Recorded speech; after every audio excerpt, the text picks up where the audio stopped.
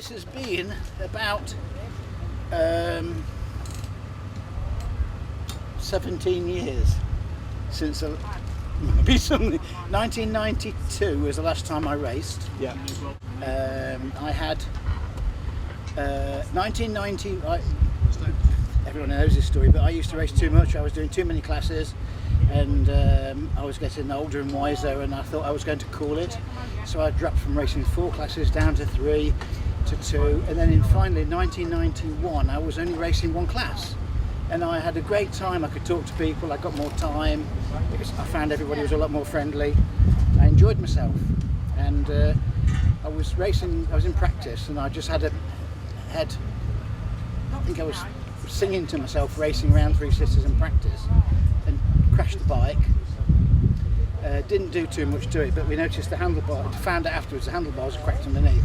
And during the race in 1991 I was in the lead in the championship, and breaking into the hairpin, and the throttle wouldn't close, and under pressure with me leaning on the bars, the throttle jammed open, and I remember thinking, I want to get off.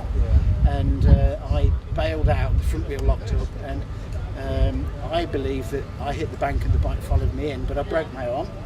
That's a fairly, that's a little nasty looking. Guys do the same. Yeah. It is one of But and at that I made a conscious decision. This is it. I'm not going to race again. And I told everybody that I was stopping. And it was a good cut-off point, because at that point I was still in the lead in the championship. I'd won the championship for the previous 7 years, so nowhere to go but down. Yeah. When you're very competitive, you don't like being beat, so it was a good opportunity to get out.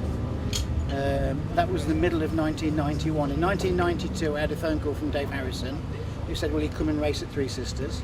And I turned up completely out of the blue and had 3 firsts. And everybody went, oh God, no, not him again. And then later on in the season I had a call from Sylvie Hillman, who said, you know, you've done an EMSA event, come down to Alaska. And I went down to race at Ridden, and it was a lovely day, and I really enjoyed myself, and I had 2 seconds. Got seriously beaten by a guy, Rob Miller, who I've seen today, and I spoke to him and I said, you were the last person that ever beat me, and he'd forgotten all about it. Yeah. So he was quite pleased that I've been able to remind him that he was the last person that beat me on the track. So how does it feel now? I mean, you're sort of back at Donington and you're watching the racing. Any pains of? Yeah. We've got. I mean, we still see a lot of what goes on. You know, we deal with Guy comes in to see us, and whereas you know, long ago, Midland Scoot Centre was more heavily involved in racing. You know, we sort of moved off the Lambretta single onto Vespers. But I'm in the environment where, you know, you spend more time in an office and on the phone than you do getting your hands dirty, and you can't do both. Now, I can't be in shirt and tie and tuning, because the tie gets caught up in the carbide burrs. But so I do miss that. But and this is great. I mean, the memories come flooding back. I've still got my leathers. Probably wouldn't fit in them. I wouldn't want to tootle round at the back. You know, I'd want to get on with it, and to mix it with the guys around these days, I'd need to lose about 4 stone to start with. Yeah. Remember, I used to go on a diet and get to 10 stone before the start of the race season. And now I'm 15, so I'm 50% heavier. But I mean, Charlie Edmonds is big.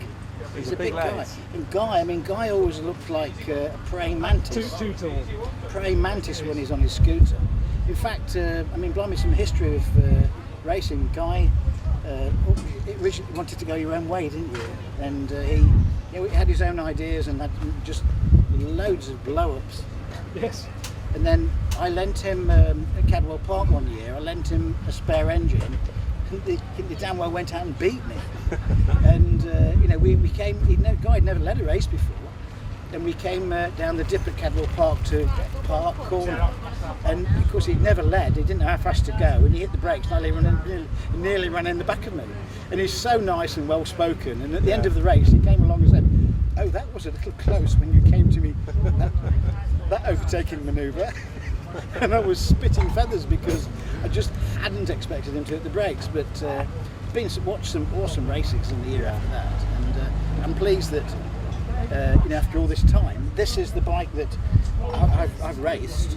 Another chance to sit on it, and guys still winning on it after.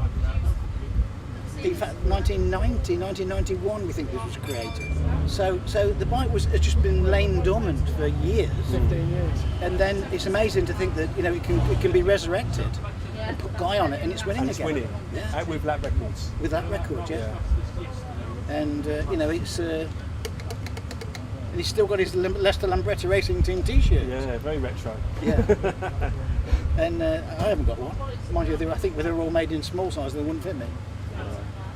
But it's great. I've enjoyed it back. I've enjoyed meeting people that I've not spoken to. I mean, Rob Miller and Martin Cook, and meeting Charlie, and Charlie Edmonds, and having a chat with him. Seems a nice guy. Yeah. And it's nice to think that the scooter scene is still strong. It's a shame it's not as strong as it was when I was racing years and years ago. And I had the opportunity to race in different classes, so that I could jump off a 150 onto a 200, onto a 225, and I believe that chopping and changing gave me the opportunity to try different lines and different cornering techniques. Certainly more track time. So. And more track time, yeah. So it was good fun. An episode of my life that will never be forgotten. Great enjoyment and fun memories. Yeah.